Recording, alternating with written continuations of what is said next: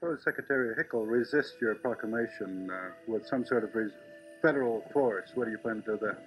How can anybody refuse you legal rights to your own property? This is our answer to Mr. Hickel. Thank you very much.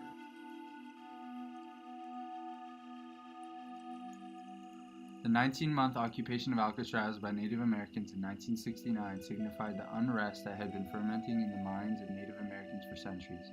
Alcatraz has these two special features. One, it is not being used.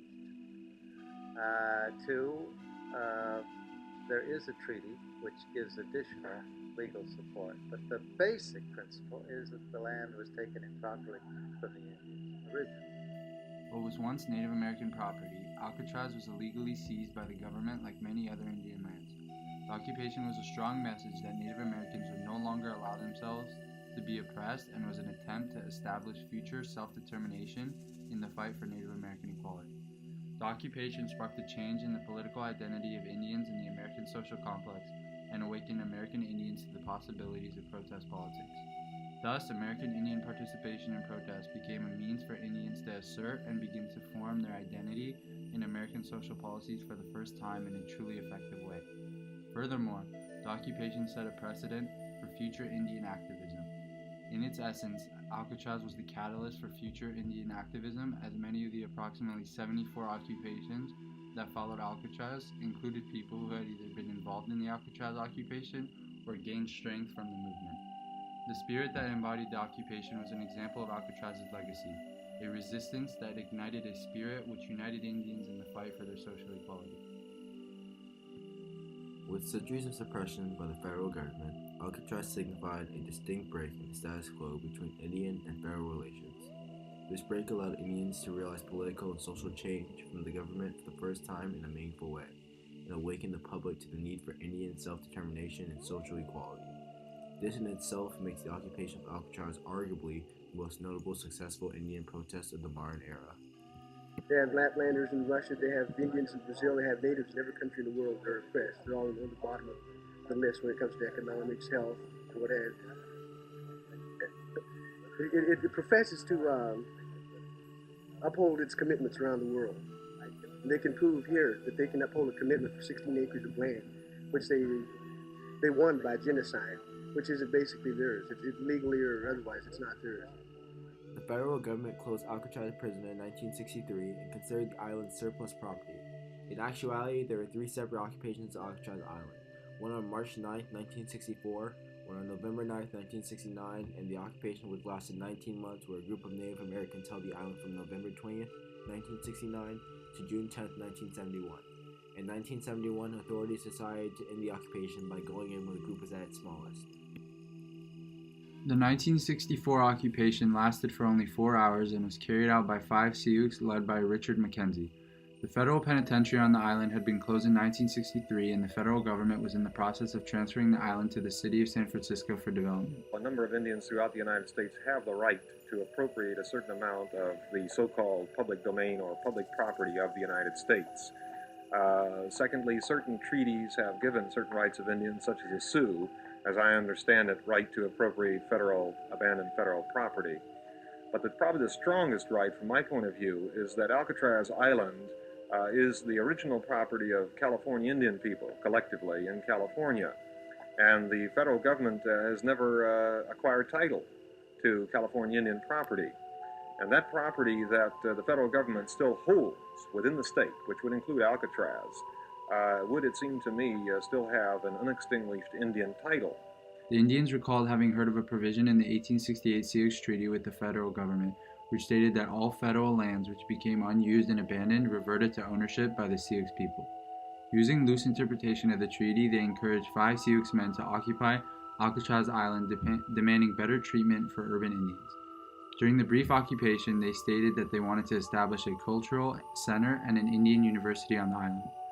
While their interpretation of the treaty was off base and their initial occupation was short-lived, it was still significant in that this short occupation promoted a non-hostile government response. Most importantly, however, the Indians of the Bay Area were now becoming vocal and united in their efforts to improve their lives. In order to understand the context of the longer 1969 occupation, It is important to evaluate the social dynamics of the late 1960s that inspired a generation of young Indian youth to stand against the federal government. The late 1960s and early 1970s was a peak for urban unrest in the United States, stemming from their involvement in the Vietnam War and the rise of the Civil Rights Movement. Black Power, the rise of La Raza, the Hispanic movement, the stirring of new feminism, and the rise of the New Left generation all had a profound impact on college campuses. U.S. brutality overseas and a new era of outspokenness and political activism by minority groups spurred many young university students to action. However, this campus activism was not the root of Native American activism, but rather a direct manifestation of centuries of mistreatment towards natives. Furthermore, a failed government relocation program, which had the goal of improving American Indian lives through adequate housing and financial assistance programs, led to the realization that natives would have to take the matter into their own hands to improve their socioeconomic standing. Thus, young Native students were now awakened to the possibility of social protest as a means to improve their social standing within the context of the Civil Rights Movement. The catalyst for the occupation came when the San Francisco Indian Center burnt to the ground in late October 1969. And on November 9th, a group of students alongside Richard Oakes, a young Mohawk Indian, chartered a boat and headed for Alcatraz. They initially claimed the island in the name of Indians of all tribes and left the island after meeting with the island caretaker, who asked them to leave. After seeing that this short occupation did not initiate a violent government response, a prolonged occupation plan now began to emerge, and on November 20th, 1969, 80 Indian students from UCLA were among the approximately 100 Indian people who occupied Alcatraz Island. In this LA Times article, shown below, natives hoped that the occupation would lead to an easing of poverty and despair among Indians. Furthermore, despite the cold and windy conditions, Cornelius Walker, a member of the Omaha tribe and one of the occupiers of the island, said that the inconveniences were well worth the success of the adventure. Native willingness to endure tough conditions and backlash in their fight for social and economic equality on Alcatraz signified an unprecedented shift in Native American activism, as the occupation was multi-tribal and attracted attention, media coverage, and support on an international scale, something never before seen in the context of Native American political involvement. Organization began on the island immediately, as Richard Oakes organized the natives into groups that oversaw security, sanitation, daycare, housing, cooking, and laundry. Meetings were also held several times per day to support the rapidly developing occupation. From what you say, then, are you prepared to let the Indians remain there for an indefinite period of time? No, I am not. Then you must have a deadline. I have not set a deadline. Well, then they can stay there indefinitely. That's what they tell me. Initially, the federal government insisted the Indian people leave the island and barricaded around it, but the Indian Council demanded formal negotiations. From the Indian side, they wanted to establish an Indian university, a cultural center, and a museum, and they wanted federal funding for all of these. However, government negotiators insisted that they leave the island and refused to fund the native demands. By the end of 1969, the Indian organization began to fall into disarray. Two groups rose in opposition to Richard Oakes, and as the Indian students began returning to school in January 1970, Indian people from urban areas began to replace them in smaller numbers. The federal government was playing a waiting game, hoping that support for the occupation would subside and that the occupiers would leave the island. Stalemate on this island lasted for several more months until an armed force of U.S. Marshals removed the remaining 50 natives on June of 1971. Ultimately, the success or failure of the Indian occupation of Alcatraz Island shouldn't be judged on whether the demands for the title to the island or the establishment of cultural centers was met, because on this judgment, the only possible answer is that yes, it was a failure. This is not the case, however. The underlying goals of the native people was to awaken the American public to the reality of Indian suppression that had been present since the founding of the country, and to assert the need for future Indian self-determination. To this, they were indeed successful, as the government policy of termination of Indian tribes was ended, and a policy of Indian self-determination became the official U.S. governmental policy.